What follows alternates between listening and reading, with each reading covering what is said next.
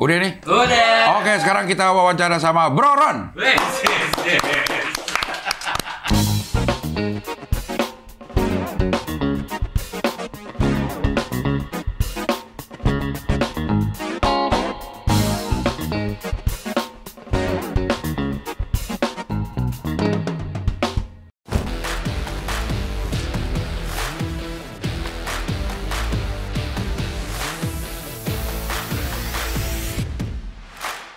Jadi kita nggak bisa beli barang di luar negeri seharga $1.000 tanpa dikenain pajak di sini ya? Bapak Menteri favorit Pak Zulhas, anaknya tahu nggak? Iya. Join member berarti Anda tahu kalau ini jelas salah gitu. Jadi kalau masih ada yang bisa nonton YouTube, bisa akses internet tapi masih ke tempat gini sih gua nggak bingung sih saya. Tapi hanya ngasih guideline. Iya. Dan harusnya idealnya adalah apapun tayangan TV sebelum tayang gini juga kan Ke ke KPI KPI dulu. Beliau tentara. Ntar gajinya berapa kalau jenderal? Saya gua nggak tahu makanya. tapi kan Ungkap dong. Ngomong apa adanya. Nggak, gua nggak tahu. Ngomong apa adanya. Berarti kenapa Anda menuduh beliau korup? Tadi gue diiringi masuk dengan lagu judulnya Sebelum Kulelah. Bapak kamu tukang cat ya? Saya di luar, misalnya kayak gitu, jangan sampai kelihatan lah. Gitu. Selingkuh, tapi salahnya karena kelihatan.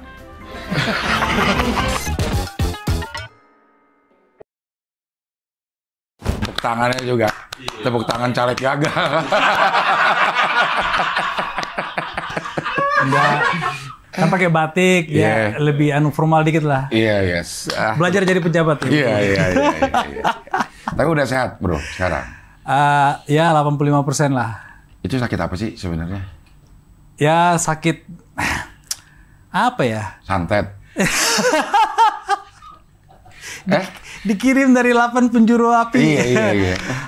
Ya itulah. Ya mungkin gimana ya? Karena dioperasi 3 kali dalam 15 hari ya mungkin badan langsung udah tumbang lah. Iya. Jadi setelah operasi ketiganya memang saya benar-benar butuh istirahat. Itu pun waktu setelah operasi ketiga saya tuh berbaring di tempat tidur rumah sakit 11 hari berturut-turut. Tidak boleh berdiri sama sekali. Nggak boleh duduk pun nggak boleh. Makan juga lewat infus saja? Makan nggak, untungnya makan biasa disuapin. Oke. Intinya waktu itu karena posisi operasi saya di tulang belakang, jadi intinya dilarang duduk dulu juga. Duduk pun dilarang. Oke. Jadi supaya tulang belakangnya nggak ada tekanan, jadi istirahat total lah. Gitu. Itu apa sih saraf kejepitan gitu-gitu bilang? Ya ada penanganan saraf lah, ya betul. Penanganan saraf dan ya gitulah. Tapi memang prosedurnya 3 kali. Operasinya itu memang harus operasi 3 kali atau gimana tuh? Mungkin badan saya meminta kali supaya beres jadi 3 kali. Akhirnya beres juga. Gitu. Akhirnya beres juga. Vonis beres nih? Vonisnya beres, tapi intinya 3 bulan tidak boleh angkat barang-barang, makanya saya pun nggak boleh ke proyek, dilarang istri, dilarang dokter, dilarang teman-teman, intinya istirahat aja. Makanya kalau dipanggil podcast ya masih oke lah, ya kan? Tapi kalau proyek nggak boleh katanya.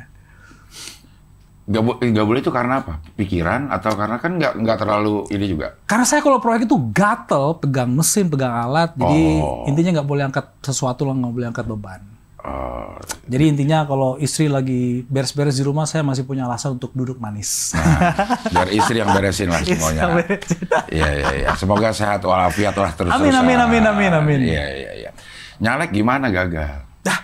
Gagal.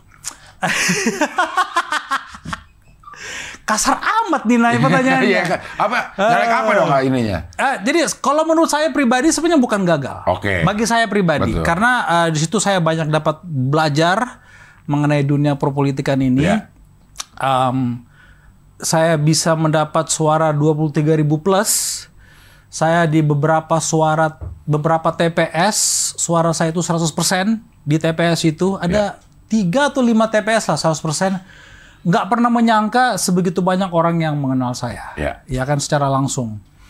Memang saya tahu saya banyak follower, banyak subscriber. Kalau di total mungkin sekitar 1,2 juta. Tapi yang benar-benar datang ke TPS, mencari nomor partai, mencari nama saya dan mencoblos pribadi itu luar biasa. 22.000 plus, jadi ya agak bangga lah. Kalau gagalnya mungkin secara politik gagal ya. Tapi saya secara pribadi dari pelajaran ini saya saya ibaratnya sukses lah. Banyak saya tahu mengenai politik. Saking banyaknya saya tahu, saya memutuskan untuk mundur sementara. Nggak keterima itu habitat. Habitat itu nggak keterima, habitat politik itu. Hati saya belum siap ternyata. Apanya sih? Aduh, serem dah. Serem dah. Serem dan mahal. Oh, mahal. Serem dan mahal. Ya, mahalnya itu ya. Serem dan mahal. Ini 23.000 murni tanpa ada serangan fajar, tanpa ada sembako, tanpa ada macam-macam yang kita ngeluarin duit. Tidak ada sembako, tidak ada serangan fajar, murni mengenalkan diri kepada warga. Itu 23.000 ke saya pribadi. Ya. Kalau ke partai di Kabupaten Bogor kemarin dapat sekitar 110.000 ya. Oke. Tapi bagi saya pribadi 22.000 lah. 22.100 sekian. Berarti 20% suara partai di Bogor itu Ya, dari lumayan lah. Broron. 22%. Udah dihitung berarti 22%. Jadi oke. jadi ya itulah banyak sekali pelajaran di dalam berapa itu 3-4 bulan ya. Hati saya kayaknya belum siap ya. Gitu. Hati. Ya kan Kalau keberanian sih berani. Iya. Kita ngegas. Waktu kita pernah ketemu pertama kan, ide-idenya banyak yang Ide-idenya banyak, ide-idenya banyak yang disampaikan. Betul. Dan itu bisa dijalankan kalau duduk. Kalau duduk betul.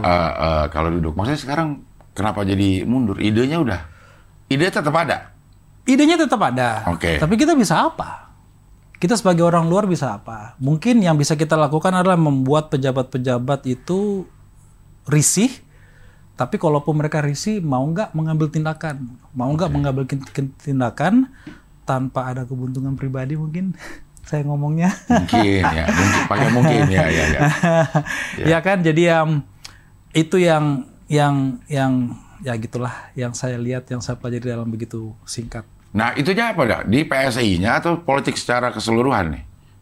Kalau di PSI-nya baik-baik saja. Kalau di PSI-nya baik-baik aja? Baik-baik saja. Saya sangat cocok, sangat senang di PSI. Kalau dikatakan apakah saya masih di PSI, saya masih mengakui saya kader PSI. Ya. Tapi apakah saya aktif, sering DPP atau DPD, sering aktif di dunia politik? Mungkin enggak ya. Mungkin saya kembali ke ranah saya yang suka membuat pejabat risih ya, yang mungkin bisa membawa perubahan dari jarak jauh, tapi yang walaupun angkanya kecil ya, siapa tahu masih bisa ada efek ke beberapa warga. Ya. Gitu. Di Instagram yang terakhir yang gue lihat itu ada cara ngayak. Cara ngayak apa cara apa sih yang? Oh, cara ngayak itu hari ini ya, itu saya posting hari ini. Cara teknik kerja ya. Iya, maksudnya teknik itu baru di Indonesia. Masa sih baru diterapkan di sini? Kalau selama yang saya lihat di sini konten-konten PUPR se-Indonesia atau kontraktor lainnya belum pernah ada yang lakukan itu, baru saya. Itu karena saya sendiri belajar waktu saya belajar di Jepang tahun lalu. Itu adalah salah satu teknik kerja yang memastikan permukaan itu tertutup, dia punya pori-pori untuk mencegah air turun ke bawah. Setelah diayak, disetrika, ya aspal juga disetrika. Jadi adalah teknik-teknik kerja yang saya aplikasikan di sini dan menjadi SOP di saya punya tim untuk dilakukan. Dan itu sebenarnya nggak tambah kos sih, hanya ya mungkin nambah waktu sedikit kerjanya, tapi hasilnya lebih sempurna. Iya. Membuat umurnya lebih panjang. Nah itu karena kan nggak mungkin, yang gue inget nih, bolong tuh nggak mungkin aja tiba ujuk-ujuk bolong, pasti ada retakan dulu. Pasti ada retak, masuk air. Itu dimulai dari masuk tidak ratanya penutupan itu, retakan itu. Tidak sempurnanya tertutup pori-porinya. Kalau aspal itu kalau kita lihat sering aspal itu hujan udah lama berhenti, udah sejam 2 jam berhenti, tapi kok masih basah. Nah berarti dia menyerap air di situ, di titik itu. Nah itu yang nggak akan tahan lama. Ya jadi ya itulah salah satu benefitnya yang saya pelajari dan saya terapkan. Mungkin ya itu saya berhenti di politik, fokus di kerja lagi, melayani warga. Ya kan? Saya masih agak geli kalau ngomong rakyat ya. Tapi melayani warga dengan pekerjaan saya gitu. Melayani warga. Baik yang memilih atau yang tidak memilih ya. Kalau ngomong rakyat kayak masih kampanye aja gitu ya. Iya. Gak, maksud gue itu kok, maksudnya lo yang tahu bro, maksudnya ayakan itu supaya lebih bagus, apakah orang-orang, kan banyak nih orang-orang yang pinter, yang berkecimpung di dunia kontraktor kayak gitu, belum menerapkan itu. Ya banyak yang pinter tapi belum tentu peduli. Sistem kerja kita di PUPR secara nasional, kita itu kita kan ada PUPR di kementerian, terus di masing-masing provinsi kabupaten, kota ada PUPR masing-masing. Itu tidak ada komunikasi sama sekali, tidak ada perbaharuan teknologi, tidak ada perbaharuan teknik kerja, semuanya berjalan masing-masing aja. PUPR pusat itu mengeluarkan semacam pedoman. Setiap mungkin 2, 3 atau per 5 tahun, pedoman-pedoman ya tinggal dikasih aja ke bawah, ke provinsi, kabupaten. Pelatihan pun dari pusat tidak ada. Jadi ya itulah salah satu kelemahan kita di negara ini, dari tingkat Kementerian PUPR sampai ke bawah, you are on your own. Belajar masing-masing. Nah, jadi kalau tidak ada pelajaran, tidak ada perbaharuan, teknik yang lama itu ya itu akan terpelihara terus. Betul. Ya kan? Bagaimana kita mengharapkan pejabat pun mau berjanji infrastruktur lebih bagus begini bla bla bla bla. Bagaimana kita mengharapkan sesuatu yang berbeda kalau pekerjaannya atau caranya yang itu-itu aja. Nggak mungkin kan? Ya. Jadi bisa gila jadinya. nggak kepilih sih. Nggak apa-apa. Maksudnya bisa cepet itu maksudnya kalau lo ada di situ itu kan bisa cepet penanggulangannya mas. Iya bisa cepat karena langsung eksekusi. Ya sekarang ya saya tinggal serahkan ke rakyat aja. Saya bagi-bagi informasi. Saya nggak pelit informasi lah. Untunglah masih ada saya punya HP, masih banyak kuota, banyak follower, banyak subscriber. Ya tinggal bagi-bagi ilmu aja gratis nggak apa-apa. Toh juga waktu saya ke Jepang kan dapat ilmunya gratis. Saya waktu hubungin itu, saya minta izin, dikasih semua, tidak ada biaya. Biaya saya mungkin tiket saya ke sana sama hotel. Tapi waktu saya ikut magang di perusahaan itu nggak ada biaya sama sekali. Informasinya dikasih gratis ya. Saya pulang ke Indonesia ya kasih juga gratis, nggak perlu. Siapa saya mau charge? Gitu. Kok dia ngasih aja tuh apa tuh ininya? Atas dasar apa? Orang-orang Jepang itu? Atas dasarnya, nah katanya orang Jepang itu kalau ada orang minta belajar, orang luar minta belajar, mereka cenderung kasih izin. Oke. Gitu. Memang ya orang Jepangnya begitu. Jadi waktu saya tanya sama orang Indonesia yang kerja di situ, tanya kok dikasih sama bos lu? Ya gitulah orang Jepang om. Kalau memang ada yang minta diajarin pasti mau ajarin kok. Jadi gitu. Jadi berbagi ilmu adalah satu-satunya hal yang tidak terkurangi walaupun kita bagi-bagi ke orang. Iyalah, ya saya kan gak rugi sama sekali. Karena saya tahu apa yang saya lakukan belum tentu ada yang mau lakukan juga dalam bisnis. So ya udah share aja. Iya. Kalau nanti pejabat mau menjadikan itu sebagai teknik kerja yang baku dari tingkat PUPR kementerian sampai ke bawah ya tinggal undang saya nggak apa-apa, saya datang kan. Saya datang bantu berikan edukasi. Edukasinya. Betul. Jadi sekarang PUPR tidak menyiapkan pedoman yang bukan tidak menyiapkan. Pedomannya ada tertulis. Ada, tapi terlalu lama dan tidak diperbarui gitu. Pedoman tertulis apa ya? Pedoman tertulis itu teori aja, teori bang, tapi tidak ada praktek. Prakteknya nggak ada. Oh tidak ada sama sekali. Praktek saya yang kasih malah kalau diundang. Ada beberapa PUPR kota mengundang saya latih pelatihan ada. Tapi kan masa saya mesti kunjungin sekian banyak provinsi, sekian banyak kabupaten, sekian banyak kota, kecuali dibayarin tiketnya mungkin. Itu atas nama pengabdian sebagai masyarakat. Atas nama pengabdian, yes, betul sekali. Betul sekali. Saya hanya ada satu syarat kok, yang penting saya boleh kontenin. Udah itu aja. Iya. Tapi ya barter konten sama ilmu lah ya. Betul. Jadi kan melayani kan nggak harus dari Senayan. Dari HP juga bisa kok. Benar. Mantap. Mantap ini quote-nya. Kalau melayani tidak harus dari Senayan. Jadi kalau buat caleg-caleg yang belum terpilih dan berhenti berjuang untuk rakyat bisa dipertanyakan niatnya, motivasinya nyalek-nyalek kemarin. Itu Bang Abdel yang ngomong. Iya. Itu dia. Itu dia. MBZ kenapa MBZ kemarin? Ada apa sih MBZ? Ini bukan mau menggantung di jurang, ini terjun jurang ya. MBZ ya sesuai yang kita baca di berita lah, ya kan katanya merubah spek yang tidak sesuai perencanaan, yang membuat dia budgetnya jadi lebih mahal, anggarannya jadi lebih gede, ya begitulah. Tapi kalau logikanya kalau dia anggarannya lebih mahal, berarti merubah speknya harusnya lebih tinggi. Seharusnya ya. Iya. Yang terjadi ya dirubah speknya.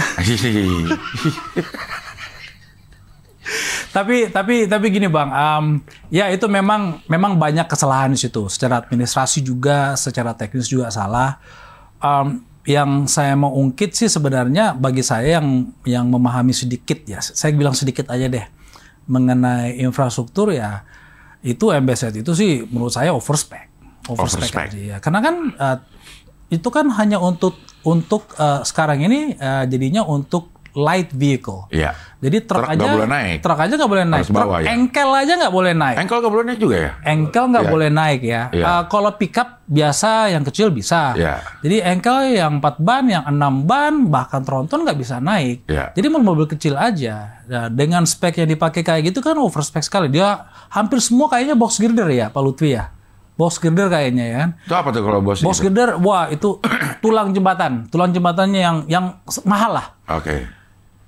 Padahal jalan tol Cawang Priuk itu tidak ada box girder, itu semuanya pakai eye girder, itu tulang belakang yang berbentuk I. Iya. Ya, itu jauh lebih murah daripada box girder. Aman-aman aja kok Cawang Priuk. 24 jam truk lewat situ, tronton nggak masalah, nggak pernah jatuh, nggak pernah tumbang. Kenapa MBZ mesti box girder? Jadi speknya bagi saya overspec memang. Berlebihan, apalagi dia punya sambungan jembatan. Yes, itu sangat-sangat mahal. Apakah bagus panjang umur? Yes, bagus panjang umur, tapi initial investmentnya itu sangat tinggi. besar, ya. Yang bagi saya kalau memang dari awal tahu truk nggak akan lewat situ, ya nggak perlu seperti itu. Kalau sambungannya bagus sebagai pemakai, gue ngerasa itu kasar deh anti ini.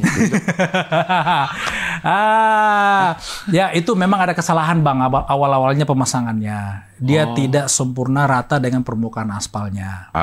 Karena membuat sambungan jembatan itu harus sempurna rata dengan permukaan supaya kendaraan yang lewat itu tidak goyang. Iya. Tidak ada goyang, tidak ada getaran, tidak ada benturan. Tapi secara material memang dia akan tahan lebih lama. Tahan lebih lama ya. Bisa 5, bisa 7 tahun, bahkan bisa 10 tahun. Kalau dirawat dengan baik, ada rusak sedikit langsung diganti supaya rusaknya tidak menyebar. Iya. Tapi ya itu, again, kembali lagi initial investmentnya terlalu mahal. Terlalu mahal. Kalau yang masalah gelejeknya itu cuman karena pemasangannya. Pemasangannya betul. Kan kita jadi bandingin sama jalan layang yang sudah ada nih, tol layang selama ini yang Iya. yang dalam kota. Dalam kota lah, Cawang Tanjung Priuk juga, Iya, kalau itu- lagi bagus. Itu relatif lebih Lebih nyaman. mulus lah, betul, lebih nyaman. betul. Gelejeknya ada berasa, tapi Betul. ya nggak bikin sampai goyang Nggak bikin lah. goyang lah, betul. Jadi ya itu kesalahan di teknik kerja dan itu diakui juga yang pemasangnya memang di awalnya itu karena saking diburu-burunya waktu itu. Saking diburu-burunya pengen diresmikan. Ya biasalah proyek mundur. Ya mungkin ini sudah mundur berapa kali kesekian kalinya jadi akhirnya dipaksa secepat mungkin. Jadi sambungannya dipasang duluan sebelum diaspal. Padahal seharusnya diaspal dulu baru dipasang sambungannya. Oh. Itu informasi yang kita dapati di lapangan. Jadi Tapi untuk safety aman aja tuh kalau dipasang. safety aman-aman aja. Oke. Tapi kan membangun infrastruktur itu kan bukan hanya masalah safety, harus safety dan kenyamanan Nyaman. juga. Iya. Safety and comfort. Iya. Jadi memang diburu-buru itu juga pasti tidak baik hasilnya. Pasti nggak baik. Termasuk IKN. Gue ini PSI, Bang. Iya. Ketua umum itu anaknya Pak D. Tunggu, saya minum dulu lah. Iya. Silakan.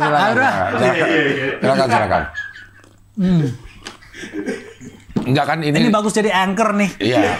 Enggak.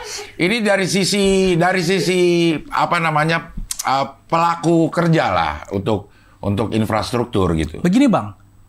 Apapun bisa dibangun secara cepat, secara on time, kalau dananya juga cepat. Oke. Kalau mau cepat, ya membangunlah lebih banyak lagi manpower, lebih banyak lagi material. Ya kita kabarnya saya tanpa ikut politik ini, saya coba berusaha tanpa jadi analisa proyek lah ya, profesional ya. Sekarang aja investor nggak ada, berarti yang mendanai sangat terbatas. Jadi yang namanya dana terbatas, ya mirip-mirip kayak kita mau renovasi rumah, baru cukup untuk tambah 1 ruang kamar, ya udah tambah 1 ruang kamar. Nanti lanjut lagi kalau ada. Tapi kan kalau ini enggak, targetnya langsung gede. Ya jadinya kebagi itu dana yang ada, kebagi ke sekian banyak titik, ya akhirnya ya tidak tercapai dengan sempurna on time. Karena kurang. Memang Itu menurut saya. karena dana nih kalau menurut. Iya pasti karena dana. Karena kalau dananya komplit, Bang, tambah aja tim, tambah aja power, tambah manpower, tambah peralatan, tambah material. Sebegitu gampang kok mempercepat proyek. Bagi yang paham ya, sebegitu gampang mempercepat proyek. Ada duit, tambah orangnya, tambah alatnya. Alat kita di Indonesia ada kok, material di Indonesia semua ada, batu, pasir, semen, apalagi aspal pun ada, besi ada. Jadi kita kekurangan apa? Ya kekurangan duit. Kekurangan duit. Enggak, maksudnya ada nggak sih pekerjaan yang memang harus nunggu? Misalnya kalau nembok kan ya, nembok harus nunggu kering, ada berapa lama, nggak boleh dicat dulu, nanti dulu gitu segala macam. Itu pekerjaan-pekerjaan itu sebenarnya udah diukur kan? Ya kan akan ada material yang namanya fast curing, bisa mempercepat. Oh, ada Beton juga. aja bisa dipercepat, tinggal Iya. nambah kimianya. Kalau ada duitnya ya cepat. Nah, ada duitnya lagi. Ada duitnya nambah material. Dari mana duitnya tapi? Iya, iya. Jadi ya itu kalau memang diburu-buru, kalau dibandingkan dengan apa yang kita baca di berita negara-negara lain yang memindahkan ibu kotanya, ya berapa ya? 7 tahun ya? Atau semenjak keputusan IKN ini pindah 7 atau 5 tahun ya kurang. Oh, Dari sejarah yang kita baca ya. Iya. Dari sejarah yang kita baca. kalau mau cukup ya tambahin dananya. Gaspol, betul sekali. Di mana-mana ada dana pasti cepat kelar kok. Oh. Yakin saya. Yakin. Tapi ya kita lihat di berita, Pak Presiden, Pak Menteri apa itu? Menteri Invest, Pak Bahlil, Iya. ya kan. Terus ada satu lagi yang bukan bidangnya, Menteri BUMN mencari-cari investor, bla bla bla, ya kan. Terus Menteri Opung Luhut mencari investor. Sekian banyak mencari investor kan. Bagi saya yang bukan orang awam bisa melihat kenapa mesti presiden dan menteri segitu banyak yang mencari investor. Kenapa nggak cukup presiden aja? Berarti ada something yang tidak nyangkut. Maaf Ketua Umum. Tapi emang nggak menarik IKN untuk untuk orang berinvestasi? Apa sih yang akhirnya jadi, kalau menurut lo ya bro, ininya? Iya. Orang jadi investasi dari luar negeri katanya masih dalam pembicaraan aja. Apa sih yang bikin nggak menarik? Kan harusnya menarik. Mungkin karena terlalu diburu-buru ya. Lu invest, ada nggak nanti orangnya? Rame nggak? Sekarang ini, ada nggak yang mau invest pembangunan mall? Oke. Nah, sekarang ini orang yang mau pindah ke sana, mau nggak pindah ke sana kalau nggak ada mall? Atau kalau tidak ada shopping center, kalau tidak ada supermarket? Sekolah, Bang. rumah sakit. Saya belum ada baca, ada bank apa yang membangun gedung di sana untuk membuka cabang di sana? Oke. Rumah sakit, kalau setahu saya Mayapada, oke lah, bagus ada rumah sakit. Memangnya satu rumah sakit bisa menampung satu kota. Itu aja dari PNS saja berapa ribu yang akan mau dipindahkan ke sana. PNS-nya mau nggak ya? Mungkin mau kalau dipaksa. Keluarganya bagaimana? Kasihan nanti kalau keluarganya nggak ikut. Sekolah berapa Sekolahnya, banyak? iya. Sekolah negeri atau sekolah swasta ada nggak? Jadi ya terlalu dipaksakan, 5-7 tahun itu terlalu dipaksakan. Ada sekolahnya, gedungnya ada, gurunya ada nggak? Betul sekali. Rumah buat gurunya ada nggak? Ya. Yes, betul sekali. Jadi, Banyak yang dipertimbangkan ya. kalau kita mendengar di berita baru beberapa minggu lalu, air aja belum masuk istana, Iya. itu kan ya seharusnya berita kayak gitu dijaga nggak keluar, tapi ya ini keluar. Itu kan tanah yang nggak baik, ke istana aja belum ada air. Iya. Terus bagaimana tuh shopping center, supermarket, dan lain-lain, dan rumah-rumah yang mau dibangun. Listrik juga katanya akhir Juli baru. Sekarang udah hampir. Jadi terlalu buru-buru lah. Iya. Apakah saya setuju dengan pemindahan ibu kota? Itu masih siapapun masih bisa perdebatkan. Ya. Tetapi apakah harus langsung sekarang 2024 Pak Presiden atau para eksekutif dan menteri berkantor di sana? Menurut saya sih nggak perlu. Iya. Nggak perlu buru-buru, pelan-pelan aja dulu. Kalau upacara Agustusan bisa. Ya ayo aja. Ya, mau Lapangan itu ya, perlu lapangan aja ya. Perlu lapangan saja. Internetnya ada nggak ya untuk? Ada. Orang Starlink lah ya. Starlink. Karena kan ini kan katanya live feed untuk Iya. nanti Hybrid sama ke istana kan, live ya. feed kan. Iya. Ya semoga Starlinknya datanya mantap ya. Iya. Ya kan streamingnya HD itu kan. Iya. Ya kan? Starlink udah aman sih buat ini, buat. Semoga lah ya. Iya. Tapi ya itu bagus untuk mengangkat apa namanya jiwa kebanggaan bangsa. Oke lah, top lah. Iya, iya. Tapi Tapi intinya terlalu buru-buru lah, Bang. ya sebagai profesional di bidang infrastruktur, IKN ini memang masih terlalu terburu-buru. Ya masih terlalu buru-buru dan kabarnya juga kan susah mendapat vendor di sana juga kan. Iya kan. Mudah-mudahan kita doakan semoga, karena kan mau dikontrakin 190 tahun tuh. Itu politik banget. Itu politik ya? Kita minum dulu lah. Ya, minum lagi deh. Kita ini ahli aspal, Bang. Ya maksudnya ada orang yang mau ngontrak 190 tahun kan aspalnya juga harus bagus. Haguna ya. Ya Haguna ya. Ya, jujur ya kalau personal opinion, ya apa salahnya Haguna? Ya. Sama kayak Hong Kong, itu kan Sama Inggris. Haguna sama Inggris 99 tahun. Ya. Hong Kong sukses kok, cakep kok. Ya. Who knows? Haguna doang tuh milik. Haguna, ya kan? Habis itu kan dikembalikan. Ya. Ya tergantung pasal-pasalnya. Jangan kayak Haguna pribadi ya, gedung ya, 20 tahun, 30 tahun bisa perpanjang seumur hidup ya kan? Ya. Ya kalau Haguna investment ya harus ada batasnya lah. Ya. Kalau nggak diperpanjang, wah, kalau diperpanjang terus bisa-bisa Inggris nggak keluar dari Hong Kong. Betul. Iya kan, nggak mungkin juga. Ya. Jadi masalah mau 1 tahun 190 bagi saya pribadi nggak masalah sih. Kan Haguna. Ya, jadi nggak perlu bikin narasi menjual negeri lah, itu nggak nyewa. Ya, nyewain negeri. Nyewa. Ngontrakin. Nyewa bang. Iya. Yang penting apa yang digunakan lahan itu digunakan oleh orang yang mendapatkan hak guna itu berguna buat bangsa Indonesia. Yang penting lahan itu kalau ada pemilik adatnya ya ditanggung jawab juga. Nah, itunya juga. Jangan dirampas, kasihan rakyat kecil. Kasihan warga kecil. Kasihan. Warga kecil. Udah nggak kampanye kita, nggak ngomong rakyat. Iya. Gitu bang. Oke, kalau di PSI seberapa intens nih setelah selesai hiruk pikuk? Enggak ada intens. Memang Pileg. saya sempat dapat penugasan untuk mencoba menjadi kepala daerah di Kabupaten Bogor. Nah, itu ada ya. Waktu saya dapat tugas itu beberapa hari kemudian saya masuk rumah sakit. Oke. Jadi saya kan di rumah sakit. Jadi dalam 2 minggu operasi, dua minggu di rumah sakit pemeliharaan, terus 2 bulan saya nggak boleh ngapa-ngapain, ya ibaratnya auto redup lah. Ya. Nggak bisa saya berkomunikasi kepada politik-politik, nggak bisa berkunjung. Padahal kan politik itu kan bukan hanya nelpon-teleponan doang, harus berkunjung silaturahmi, salam-salaman, salim-saliman, cipika-cipiki. Ya itu saya tidak bisa lakukan. Jadi ya sudah expire dan ini udah bulan pertengahan Juli juga, udah mau akhir Juli, ya ibaratnya udah telat lah. Sudah kalah start saya kan. Nah, karena saya waktu sakit itu ya hilang momentum. Oke. Jadi di Agustus sih sebenarnya masih ada waktu 1 bulanan lah kira-kira akhir Ya Agustus. masih ada, tapi ya masa cipika-cipikinya udah lewat lah. Iya. Udah lewat. Kalau di DPRD PSI di Bogor ada. Di Kabupaten Bogor Iya. pun nggak dapat kemarin. Oke. Kalau saya masuk DPRD bang, udah bisa 4 beroron itu naik Nah, kemarin itu. makanya. Iya ya. Nggak, Dari- DPRD nggak dapat, tapi kalau di Kota Bogor PSI ada 1 kursi kota ya. Ya. Tapi kalau kabupaten dari DPRD-nya nggak dapat, di provinsi dapat sih, tapi dari dapil lainnya Iya. di provinsi. Ya melihat pengalaman dan apa yang didapat selama ini masih tertarik di 2029. Kita lihat nanti. Apakah hati udah siap masuk di sistem? Apakah dompet juga rekening siap ngegas? Ya kita lihat aja 2029. Emang dompetnya kenapa? Hah? Dompetnya kena kanker dikit. Kanker yang masih bisa Kanker. dicabut lah. Ya, gitu. Masih bisa dicabut lah.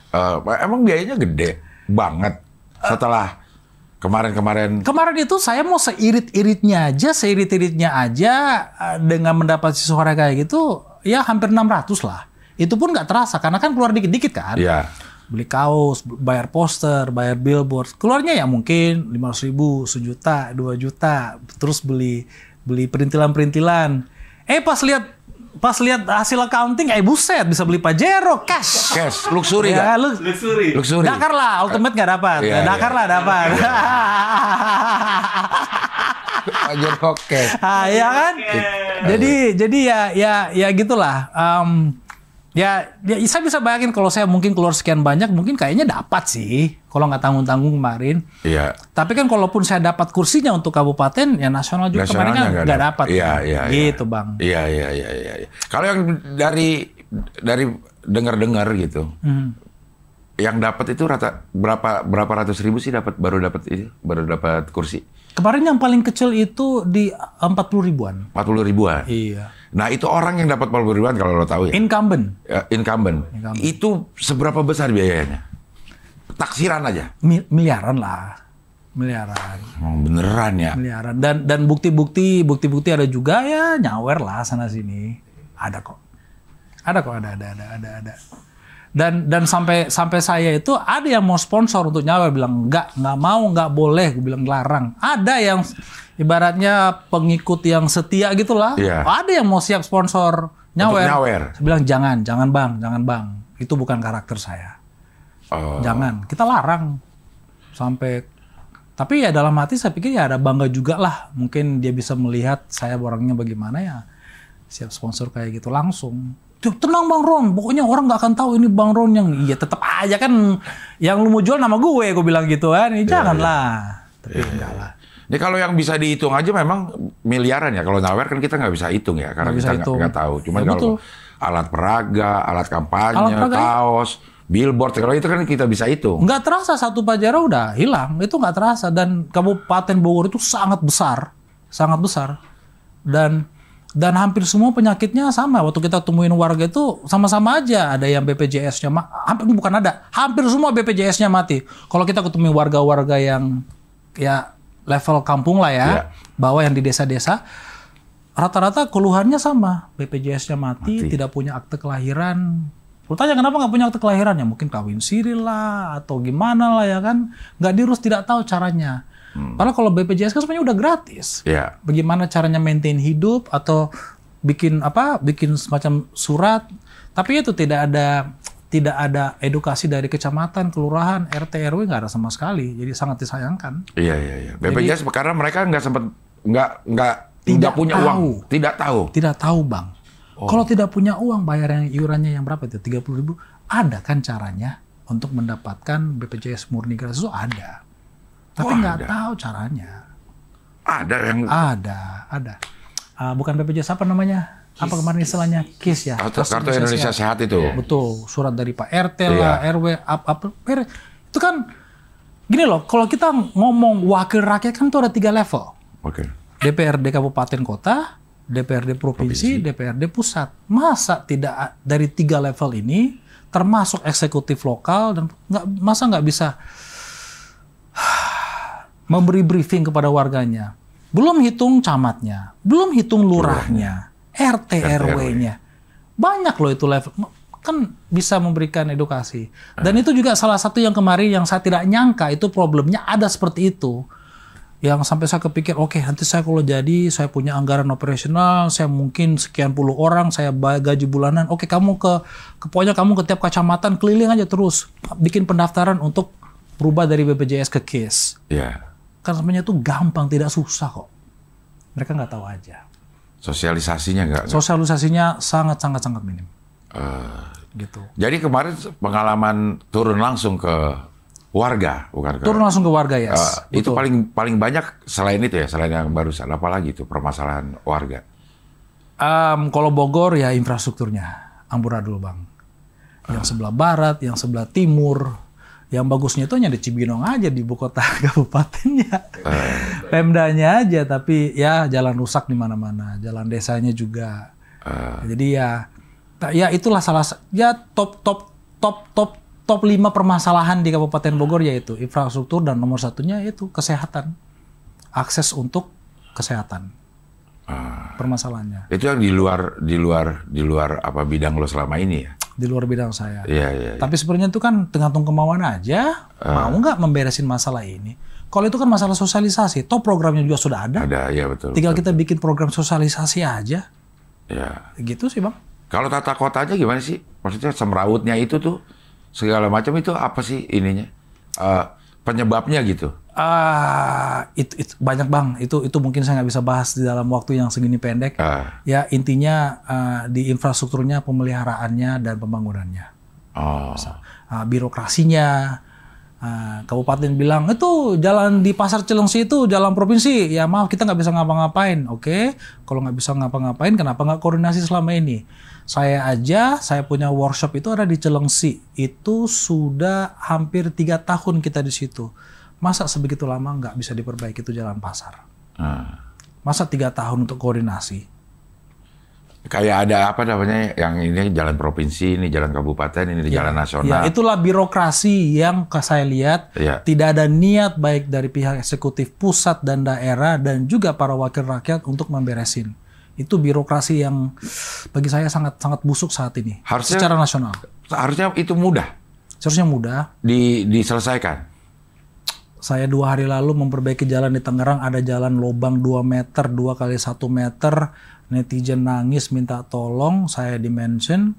Kebetulan jadwal lagi kosong, saya langsung kirim ke orang. Sebegitu gampang kok mau perbaiki lubang tanpa birokrasi. Ya, jadi berarti yang membuat sulit itu birokrasinya. Membuat sulit sendiri ya itulah para wakil rakyat dan para eksekutif itu sendiri. Kalau menurut lu penyederhanaan birokrasinya juga mudah sebenarnya. Kalau mau. Mudah kalau mau.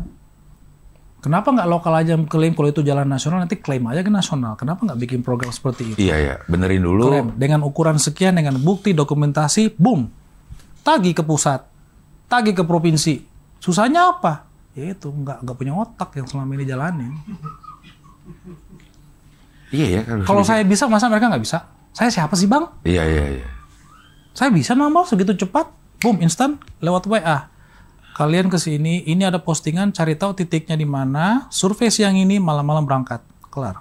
HP tunduk. Besoknya kelar. Tinggal nunggu hasilnya dari dokumentasi, bangun pagi-pagi. Klaim kemana? Editor udah clean, udah jelas, posting. Klaimnya kemana lo? Hah? Klaimnya? Klaimnya ke Tuhan, ke Allah. Oh, Masya Allah. Masya Allah. Kelar sebenarnya seperti itu ya? Kelar. Kelar. 2 kali 1 meter di tengah jalan lo bang. Datang malam-malam, ada tanda-tanda baru ada yang crash. Tadi siang nggak ada tanda-tanda itu. 1 stang motor patah di situ, lokasi situ. Lever, stang rem. Iya. Bukti di situ. Pak, lapor, ada ini. Kayaknya ini kejadian tadi sore. Karena tadi siang ini nggak ada bekas motor, bekas lintasan motor. Bayangin lubang 2 kali 1 meter di tengah jalan. Dibiarin kayak gitu berminggu-minggu loh. Gue beresin dalam 12 jam. Sombong amat. Klaimnya ke Tuhan. Itu cocok jadi nanti angkor itu. Sebenarnya sebegitu simple ya. Sebegitu simple bang. Jadi ya tinggal semoga para pejabat kita pedulilah. Okay. Peduli ya. Jangan memperdulikan posisi aja. Kalau memang peduli pada tugas-tugasnya ya beresin lah. Masih banyak kok problem di negara ini yang bisa kita selesaikan, yang mungkin juga akan menonjolkan diri, iya. di mana nanti ke depannya kampanyenya nggak perlu begitu mahal. Lebih mudah karena lebih murah. Karyanya ada. Iya. Si Komeng aja yang nggak punya karya udah kayak gitu. Iya. Jadi apalagi nanti kalau dia benar-benar jadi, seumur hidup dia jadi anggota DPD. Iya. Ya karyanya mungkin dalam komedian ya, Iya. tapi terkenal. Tapi bayangin aja kalau pejabat dia terkenal berkat hasil kerjanya. Pasti kan lebih murah nanti kampanyenya. Betul. Gitu. Iya. Ya buat para pejabat yang punya wewenang dan hati. Kalau punya hati. Punya sih, cuman dipakai apa enggak itu dia. Dan pengen kampanye murah di 2029. Sekarang ada waktu nabung 5 tahun dengan karya ya. Yes, betul sekali. Ada waktu nabung dengan karya. Seharusnya begitu. Iya. Ngomong-ngomongin tabungan, apakah tabungan sudah terisi dari tagihan-tagihan yang pending? Masih ada nggak sih tagihan? Jago juga ini nyambungnya nih kayak gini ya. Wow, smooth banget pindahnya. Iya. Tabungan banyak. Kalau bagi saya sih hanya sisa-sisa retensi aja. Oke. Banyak teman-teman lain yang masih bermasalah. Iya. Tiap hari saya masih terima email. Iya. Ini alhamdulillah kita minggu ini kita sukses PKPU salah satu BUMN karya. PKPU itu artinya? Mencoba mempilotkan. Oh, oke. Jadi dalam status PKPU sementara untuk memaksa jadi kalau sudah status PKPU sementara itu dia wajib melunasi seluruh krediturnya, bukan hanya penggugat saja. Oke. Jadi sudah status PKPU sementara, jadi nanti harusnya hari ini saya bikin video pengumuman, yaitu mengundang semua kreditur, ya vendor-vendor yang punya piutang kepada BUMN Karya ini untuk mendaftarkan ke pengadilan pengurus untuk nanti deadline-nya Agustus lah ya, untuk nanti daftarkan dimajukan ke sidang untuk jadi PKPU tetap. Itu artinya si perusahaan jadi pilot. Iya, kita pilot kan kalau nggak bisa bayar. Maksudnya kan tadi bayar pakai apa? Udah pilot malah uangnya ya, kalau dari mana kan, lagi? Ya dijual, dia punya aset-aset ditutup, ya harus bayar semua ini. Ini berapa ininya? Kumulatif.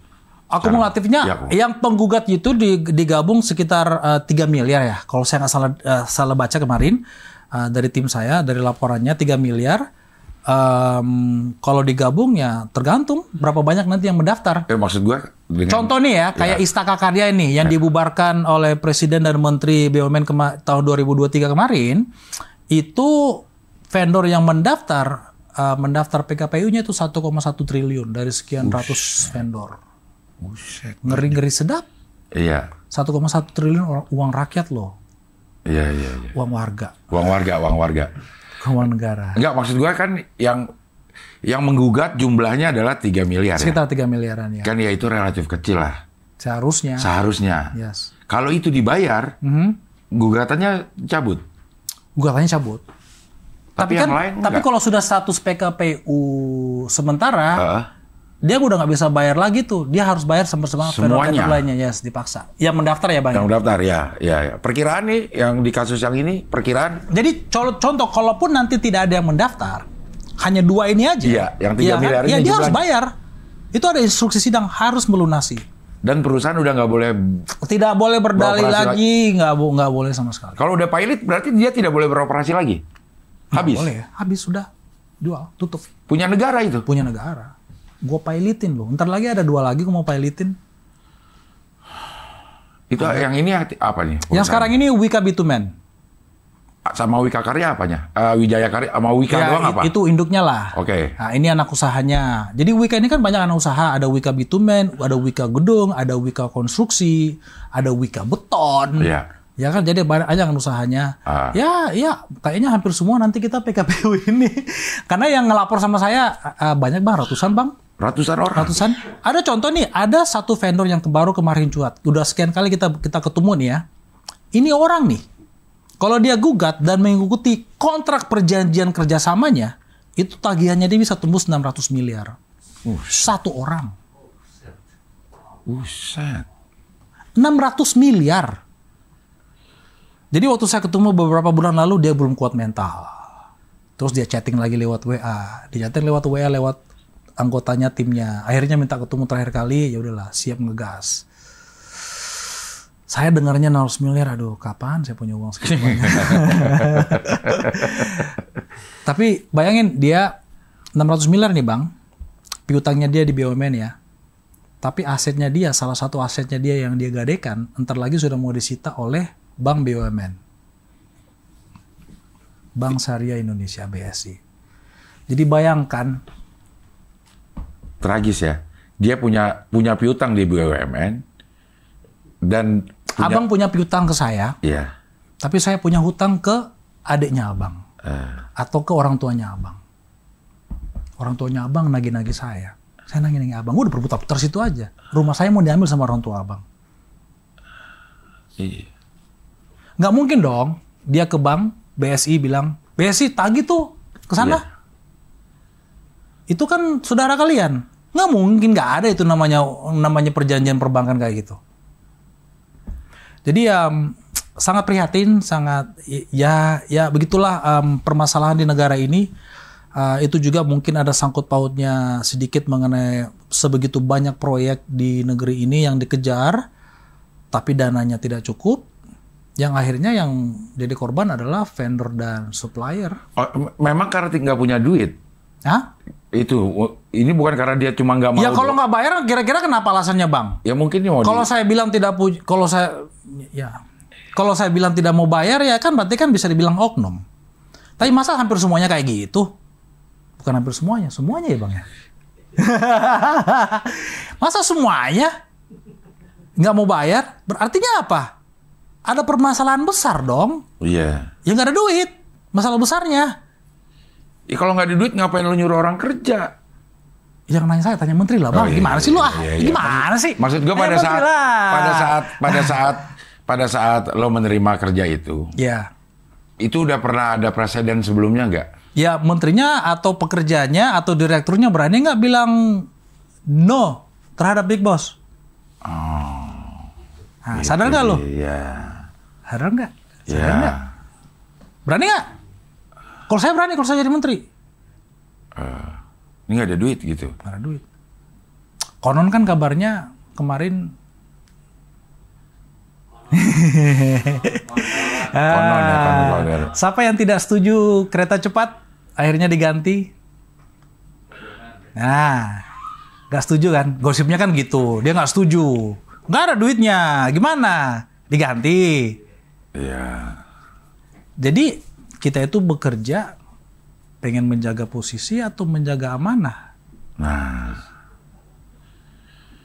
berarti ada kelompok kepentingan yang besar Iya, kepentingan menjaga posisi. atau menjaga tabungannya supaya terus bertambah. Ya itu agak penuduhan berat lah, tapi Iya. Pak Polisi, Bang Abdul yang ngomong bukan saya. Edit ya.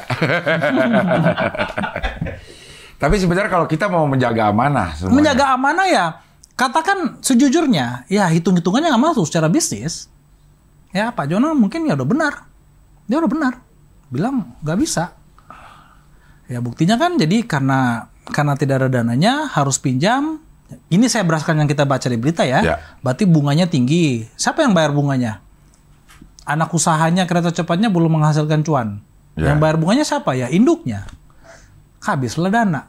Padahal induknya di bidang konstruksi. Bagaimana melakukan pekerjaan proyek-proyek. Ya. Padahal, nah ini juga permasalahannya Bang. Ini tergantung nih pejabat-pejabat wakil rakyat di Senayan nih. Kita ada peraturan negara ya. Saya lupa nih. Ini undang-undang atau perpres atau kepres. Kalau proyek itu statusnya PSN, proyek strategis nasional, Ya. atau nilainya di atas 50 miliar, ya, itu wajib BUMN yang kerjain. 50 sampai 199 miliar itu wajib KSO. Boleh KSO, yaitu BUMN dan swasta. Proyek 200 miliar ke atas itu wajib BUMN saja. Atau proyek yang nilainya satu perak tapi statusnya PSN, proyek strategis nasional, ya kan, mau 1 perak 1 triliun itu wajib BUMN. Jadi kalau dibikin program proyek kita mau kerjakan ini statusnya PSN, berarti BUMN yang harus kerjain. Ya. Kalau BUMN karya nggak punya duit, siapa yang modalin? Kalau pada pelaksanaannya di sub-sub lagi itu nggak masalah. Ya bermasalah lah, nggak dibayar jadinya. Oh nggak, maksudnya secara peraturan. Secara peraturan bisnis, Ya. PT, Ya. itu tidak masalah. Semua PT, semua usaha boleh melakukan sesuatu dengan berhutang. Tinggal siapa yang percaya mau bayar atau tidak. Bapak status PT BUMN ini, BUMN Karya, Bapak punya PT ini warung atau supplier material, boleh dong melakukan bisnis tanpa modal. Ya. Dengan apa? Hutang. Boleh. Yang penting bisa bayar. Atur nanti sedemikian rupa untuk bisa membayar. Tapi kalau sebegitu besar, mau seberapa banyak sih yang mau dihutangin ke rakyat? Kasihan loh kalau udah macet. Dan itu sering terjadi akhirnya kan. Macet. Ya. Jadi dengan ada peraturan tersebut, aduh, maaf saya nggak pelajarin sebelum sampai ke sini, baik itu peraturan atau undang-undang. Kalau dibikin program, kalau dibikin proyek dengan nilai sekian atau statusnya ini PSN, wajib bekerjaan BUMN, itu BUMN ada nggak ada duit, wajib ngegas. Nggak bisa bilang tuh, nggak ada duit ini Pak kita. Bisa sih, teman berani nggak? Berani nggak? Penakut. Iya. Dasar pengecut. Nah, yang kasus dia lo nih bro, apa? Yang ngerjain apa waktu itu? Waktu itu ngerjain sambungan jembatan di proyek jalan tol. Jalan tol mana? Cibitung Cilincing. Ya. Pengerjaannya ngerjain Sambungannya aja. sambungannya aja. Itu banyak tuh. Itu dengan waskita waktu itu. Apa ya? Waktu itu dengan waskita nilainya berapa sih? 6 miliar ya. 6 miliar. Kita hanya selesaikan sekitar nilainya 4 miliar. Saya sengaja berhenti ya itu karena nagih progresnya kan kita boleh nagih progres nih. Termin ya, pakai termin. Termin. Ya. Susahnya minta ampun, nagih 500 susah. Waktu itu ada tagihan saya nilainya 300 doang, susah dibayar. Gimana saya mau terusin, saya berhenti. Dan kalau saya tidak salah ingat ya, waktu itu mereka pun juga jadi bermasalah dana. Akhirnya kan sahamnya kan dijual. Maksudnya Sekian persen untuk supaya dana itu kembali. yang pengen gue tahu ini si waskita itu kan punya tugas untuk menyelesaikan sambungan itu yang akhirnya dikasih ke lo. Iya. Waktu dia dapat tugas itu, apakah dia udah punya uang sebelumnya? Oh, itu saya nggak tahu, Bang. Itu kan internal mereka. Oh. Apakah dia dapat tugasnya itu dia punya uang, kita nggak tahu. Tapi hasil di ujungnya kita tahu. Ya, jadi ternyata nggak punya uang, nggak bisa bayar.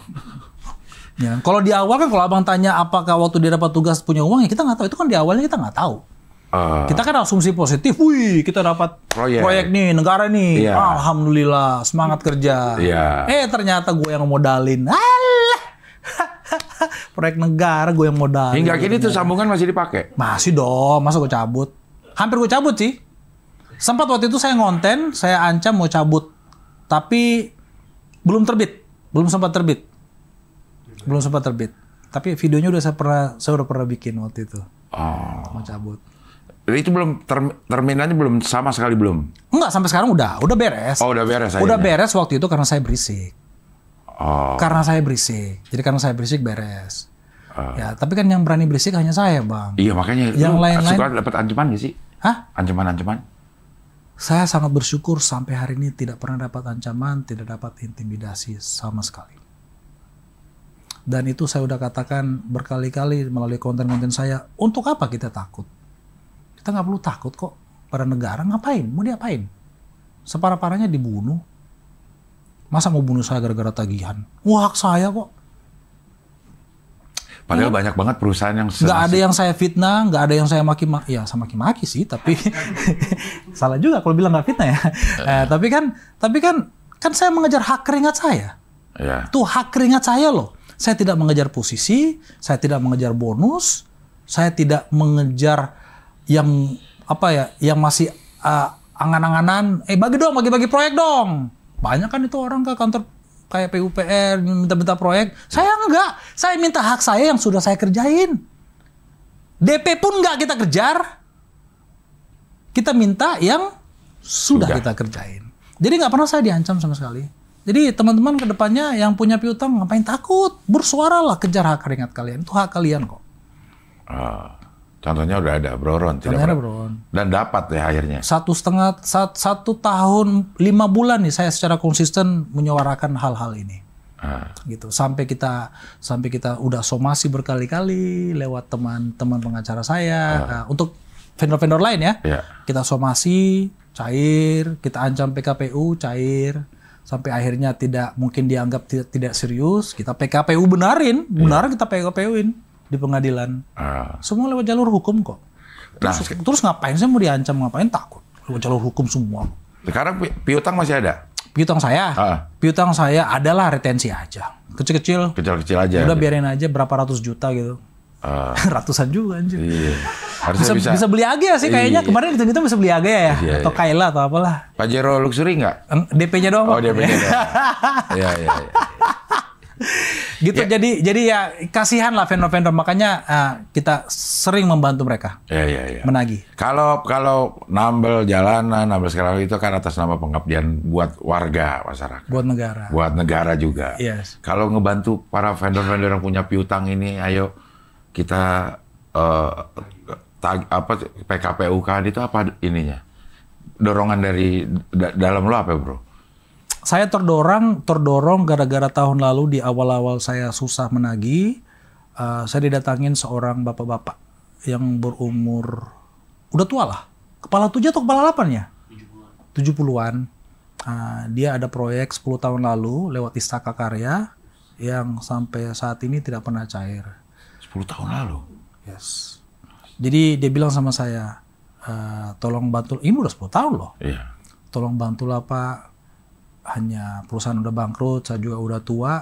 Saya hanya harapin di masa tua saya bisa hidup dari hasil keringat saya. Jadi itu agak trauma sedikit saya mendengar itu. Jadi akhirnya saya rasa kasihan, udah saya gas aja lah siapa yang minta tolong. Itu pertama kali dia sambil ulus-ulus tangan saya. Tolong. Ya. Nah, itu coba bayangkanlah itu. Tahun lalu itu sekitar bulan April tahun lalu. Dijalankan itu, yang itu? Dijalankan, prosesnya akhirnya dijalanin. Istaka Karya kan udah dibangkrutkan, jadi sebenarnya tidak bisa dia apa-apain lagi. Oh, yang lo ada konten juga tuh. Yes. Yang udah bangkrut ya lah, kita harus ikhlas aja udah. Harus ikhlas. Kalau udah Tetapi ada celah. Caranya? Kita rencana bulan depan mau gugat pemerintah pusat langsung sebagai pemilik saham tunggal Istaka Karya. Istaka Karya itu. Yes. Jadi nggak bisa gugat lagi Istaka Karya, tapi gugat pemilik sahamnya. Oh. Pemerintah. Jadi maaf Pak Prabowo, kalau pemerintahannya kita recokin dikit, kita hanya membantu mengejar hak keringatnya. Warga Bapak juga. Ya, ya. 1,1 triliun. Kalau Bapak ini nilainya berapa ya kemarin ya? Hanya beberapa ratus juta doang. Tapi kan umur 70-an, 70, beberapa ya. ratus juta untuk pensiunannya lumayan, Bang. Iya. Jadi sebenarnya masih ada celah walaupun udah dibangkrutkan. Dalam undang-undang PT ada celahnya di mana kalau ada hutang yang sisa masih tetap tanggung jawab pemilik saham. Pemilik saham. Walaupun kecil ya, tapi ya tergantung hatinya pemerintah aja lah nanti ke depannya gimana. Mau nggak bertanggung jawab. Iya. Gitu. Kasihan Bang, jadi gara-gara itulah makanya saya sampai sekarang kita terus. Sama juga gara-gara dulu kita pertama kali nambah lubang, orang warga sangat berterima kasih, makanya kita tetap terus konsisten. Saya orangnya konsisten aja kok. Nah sekarang udah sama sekali nggak nerima pekerjaan dari BUMN? Bukan nggak nerima, saya blacklist BUMN. Saya tidak mau dekatin BUMN, saya tidak mau kerjaan BUMN. Ternyata fine-fine aja jalannya perusahaan. Aja jalan perusahaan, fine aja. Banyak proyek juga di luar BUMN. Ya kan masih ada PUPR lokal, kerjaan swasta. Ya kan kerjaan swasta, pabrik ada pabrik yang kita kerjain juga parkirannya. Ada kok proyek. Ya kan nggak membuat saya kaya raya jadi triliuner, tapi ya lihat nantilah. Ya kadang kan orang juga nggak butuh menjadi triliuner. Iya. Cukup jadi miliarder. Miliarder udah cukup. Cukup lah untuk.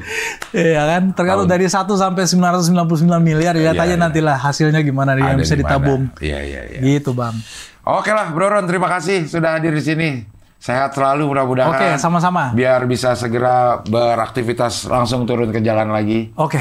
Ya, banyak manfaat buat orang-orang di sekitarnya. Iya. Iya. Mudah-mudahan tahun depan datang lagi, bukan tahun depan, 2029 ada di Senayan. Ya, kita lihat nanti. Iya. Oke lah kalau begitu sampai ketemu lagi di wawancara dengan tamu berikutnya. Sip.